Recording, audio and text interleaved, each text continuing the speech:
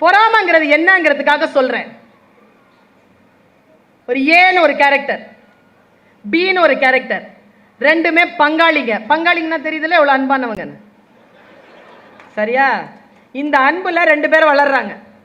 ரெண்டு பேருக்கும் நல்ல இடத்துல கல்யாணம் பண்ணி வைக்கிறாங்க. அவங்க அவங்க அம்மா அப்பா, பெரியப்பா சித்தப்பா. தாய் உறவு தாயாதி, அப்பா வழியில வரக்கூடிய உறவு பங்காளி. சரியா? பெரியப்பா சித்தப்பா பசங்க வளர்றாங்க. கல்யாணம் ஆச்சு, ரெண்டு பேருக்கும் குழந்தை பிறக்குது.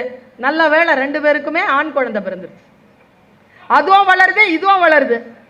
நல்ல ஸ்கூல்ல வளர்றாங்க. வளர்ந்து ஆளாகி ஏ என்ன பண்ணுது, தன்னுடைய பையனை ஒரு நல்ல காலேஜ்ல போடுது. பியும் தன்னுடைய பையனை நல்ல காலேஜ்ல போடுது. ரெண்டு பேரும் படிச்சு வெளியில வந்து ஏ டீ கடையில் நின்று பேசுறாரு, என் பையனை நான் ஐஏஎஸ் எக்ஸாம் எழுத வச்சிருக்கிறேன். அதை கேட்டுட்டாரு.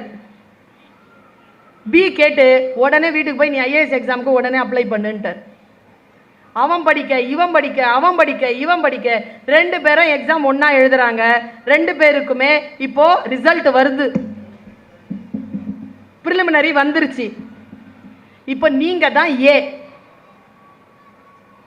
உங்க முன்னால பேப்பர் இருக்குது. எந்த நம்பரை பார்ப்பீங்க? அவ்வளவு கெட்டவங்க இல்லை நீங்க. ஃபர்ஸ்ட் உங்க பேரை தான் பார்ப்பீங்க. உங்க புள்ள பேர் இருக்கான்னு பார்க்க. உங்க புள்ள பேரு இல்ல, உடனே என்ன பண்ணுவீங்க? கபகபன்னு பி பேரை பார்த்தீங்க. பி பேரு வந்துடுத்து, என்ன பண்ணுவீங்க? பயிறு எரியும் பாருங்க, உடம்பெல்லாம் பதறம் பாருங்க, காலெல்லாம் நடுங்கும் பாருங்க. அதுக்கு பேர் பொறாமை இல்லை. இத பாலராவாயன் என்கின்ற தமிழ் பேராசிரியர், லயோலா கல்லூரியின் பேராசிரியர் சொல்றார். ஒரு டீச்சர்ஸ்க்கான பயிலரங்கத்துல சொல்றார். பொறாமைங்கிறது என்னன்னா, நான் தாழ்ந்துட்டேன், அவன் வாழ்ந்துட்டான், அவன் வாழறானேன்னு நான் வயிற்றுல அடிச்சுக்கிறது பேர் பொறாமை இல்லையா? எது பொறாமைன்னு சொன்னார் பாருங்க. இப்போ ஏ பார்க்குறோம், நம்ம புள்ள பேர் வரல. கடகடன்னு பி பேரை பார்க்குறோம், அவன் பேரும் வரல. இதுக்கு பேர் தான் பொறாமை. அடுத்தவன் வாழ்கிறானே என்று வைத்தறிச்சல் படுவதற்கு பெயர் பொறாமை இல்லை. அடுத்தவன் தாழ்கின்ற பொழுது வருகின்ற மகிழ்ச்சிக்கு பெயர்தான் பொறாமை என்பதனை புரிந்து கொள்ளுங்கள் என்று சொன்னார் அவர்.